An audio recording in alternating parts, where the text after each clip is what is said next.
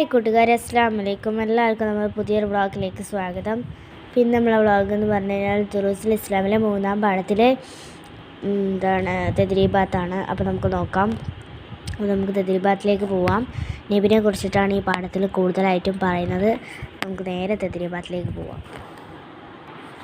അപ്പോൾ അത് നമ്മൾ തദ്രീബാത്തിൽ എത്തിയിട്ടുണ്ട്. അപ്പോൾ ഫസ്റ്റത്തെ നക്രവനഫമാണ്, വായിച്ച് മനസ്സിലാക്കാനാണ്. അപ്പോൾ നിങ്ങൾ ഓരോന്നും വായിച്ചിട്ട് ഇത് ഓരോന്നിൻ്റെ അർത്ഥം ചിലപ്പോൾ പരീക്ഷയ്ക്ക് ചോദിക്കും. എല്ലാവരും പഠിക്കുക. അടുത്ത രണ്ടാമത്തെ പ്രവർത്തനം എന്ന് പറഞ്ഞു കഴിഞ്ഞാൽ നുജീബാണ്. ഒന്നാമത്തെ ക്വസ്റ്റ്യൻ, നബി സല്ലല്ലാഹു അലൈഹി വസല്ലമയുടെ പ്രബോധന കാലം എത്ര? 23 വർഷമാണ്. രണ്ടാമത്തെ ക്വസ്റ്റ്യൻ, ആരാണ് ഖുലഫാഉർ റാഷിദൂൻ? നബി സല്ലല്ലാഹു അലൈഹി വസല്ലമയ്ക്ക് ശേഷം തങ്ങളുടെ മാതൃക പിൻപറ്റി മുസ്ലിമുകൾക്ക് നേതൃത്വം നൽകി ഭരണം നടത്തിയ സഹാബിമാർ ഖുലഫാഉർ റാഷിദൂൻ എന്ന് പറയുന്നു. നബി സല്ലല്ലാഹു അലൈഹി വസല്ലമ മൂന്നാമത്തെ ക്വസ്റ്റ്യൻ, നബി സല്ലല്ലാഹു അലൈഹി വസല്ലമ മദീന കേന്ദ്രമാക്കി സ്ഥാപിച്ച ഭരണകൂടത്തിൻ്റെ പ്രത്യേകതകൾ എന്തെല്ലാം? ഗോത്രങ്ങൾ, ജാതികൾ, നിറങ്ങൾ എന്നിങ്ങനെ പലതിൻ്റെയും പേരിൽ കലഹിച്ചിരുന്ന ഒരു സമൂഹത്തെ ഏകോദര സഹോദരന്മാരാക്കി ശാന്തിയും സമാധാനവും സ്ഥാപിച്ചു. എങ്കിൽ നാലാമത്തെ ക്വസ്റ്റ്യനിലേക്ക് പോവാം. അപ്പോൾ നാലാമത്തെ ക്വസ്റ്റ്യൻ ഇതാണ്. അടുത്തത്, മാ ഹിയ ആസിമത്തുൽ ഇസ്ലാം.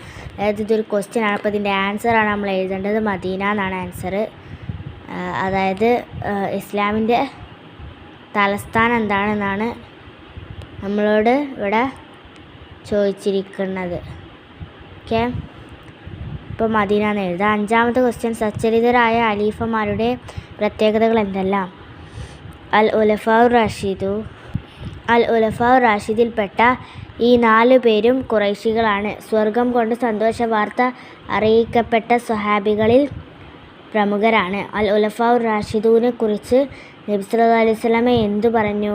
ആറാമത്തെ ക്വസ്റ്റ്യൻ ആട്ടത്. എന്താണ് പറഞ്ഞത്? ഫഅലൈക്കും ബിസുന്നതി വസുന്നതി അൽ ഉലഫാഉർ റാഷിദീനൽ മഅദീന മിൻ ബഅദി. നിങ്ങൾ എൻ്റെ ചര്യയും എൻ്റെ ശേഷം വരുന്നവരും പ്രത്യേക മാർഗദർശനം നൽകപ്പെട്ടവരുമായ ഖുലഫാഉർ റാഷിദൂനയുടെ ചര്യ മുറുകെ പിടിക്കുക. അടുത്ത മൂന്നാമത്തെ പ്രവർത്തനം, നസിലെ മുത്ത് നബി സല്ലല്ലാഹു അലൈഹി വസല്ലമക്ക് പ്രവാചകത്വം ലഭിച്ചു.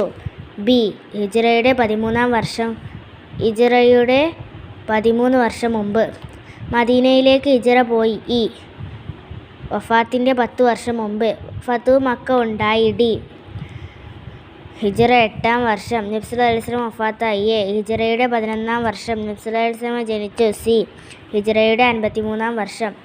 എങ്കിൽ നാലാമത്തെ പ്രവർത്തനത്തിലേക്ക് പോവാം. നാലാമത്തെ പ്രവർത്തനം എന്ന് പറഞ്ഞു കഴിഞ്ഞാൽ യംലഉൽ ഫറാഅാണ്. അതായത് വിട്ട ഭാഗം പൂരിപ്പിക്കാനാണ്. ഒന്നാമത്തെ, നബി സല്ലല്ലാഹു അലൈഹി വസല്ലമക്ക് ഡാഷ് വയസ്സ് പൂർത്തിയായപ്പോൾ നബുവത്ത് ലഭിച്ചു. ഏത് വയസ്സ് പൂർത്തിയാകുമ്പോഴാണ്? 40. രണ്ടാമത്തത്, നബി സല്ലല്ലാഹു അലൈഹി വസല്ലമ ഡാഷ് വയസ്സിൽ മദീനയിലേക്ക് ഹിജ്റ പോയി. 53-ാം വയസ്സിൽ കേട്ടോ. മൂന്നാമത്തത്, പരിശുദ്ധ മക്ക ഡാഷ് വർഷത്തിൽ ഇസ്ലാമിക് ഭരണകൂടത്തിൻ്റെ ഭാഗമായി. എത്രയാണ്? ഹിജ്റയുടെ 8-ാം വർഷം. അടുത്ത നാലാമത്തെ ക്വസ്റ്റ്യൻ എന്താണ്? നബി സല്ലല്ലാഹു അലൈഹി വസല്ലമയുടെ കത്തുകൾ കാരണം ചില രാജാക്കന്മാർ ഇസ്ലാം മതം സ്വീകരിച്ചു. അവിടെ എന്താണ് എഴുതാനുള്ള കത്തുകൾ? അടുത്തത് അഞ്ചാമത്തത്, ഒന്നാം ഖലീഫ അബൂബക്കർ റളിയല്ലാഹു അൻഹു ആണ്. അപ്പോൾ അഞ്ചാമത്തെ എന്താണ് ആക്ടിവിറ്റി എന്താണ്? പ്രവർത്തനം എന്താണ്? നോയിദുൽ ഫിക്ര, ഒരു ഖണ്ഡിക തയ്യാറാക്കാൻ. അപ്പോൾ നമുക്ക് എന്താണ് ഖണ്ഡിക തയ്യാറാക്കാനെന്ന് നോക്കാം. ഖുലഫാഉർ റാഷിദൂനെ കുറിച്ച് ഒരു കുറിപ്പ് തയ്യാറാക്കി ക്ലാസ്സിൽ അവതരിപ്പിക്കാനാണ്. ഖുലഫാഉർ റാഷിദൂൻ 4 പേരാണ്. അബൂബക്കർ റളിയല്ലാഹു അൻഹു, ഉമർ റളിയല്ലാഹു അൻഹു, ഉസ്മാൻ റളിയല്ലാഹു അൻഹു, അലി റളിയല്ലാഹു അൻഹു എന്നിവരാണ്. ഈ 4 പേരും ഖുറൈശികളാണ്. സ്വർഗം കൊണ്ട് സന്തോഷ വാർത്ത അറിയിക്കപ്പെട്ടവരാണ്. ഫഅലൈക്കും ബിസുന്നതി വസുന്നതി ഖുലഫാഉർ റാഷിദൂന മഅദീന മിൻ ബഅദി. നിങ്ങൾ എൻ്റെ ചര്യയും എൻ്റെ ശേഷം വരുന്ന പ്രത്യേക മാർഗദർശനം നൽകപ്പെട്ടവരുമായ ഖുലഫാഉർ റാഷിദൂൻ്റെ ചര്യയും മുറുകെ പിടിക്കുക. അടുത്തത് ആറാമത്തെ പ്രവർത്തനമാണ്. നബി സല്ലല്ലാഹു അലൈഹി വസല്ലമ ജീവിതത്തിലെ പ്രധാന സംഭവങ്ങൾ പട്ടികയായി തരിക. അത് തഹ്സീസാണ്. അത് നിങ്ങൾ അസൈൻമെൻറ്റ് ആയിട്ട് എഴുതുക. ഓക്കെ.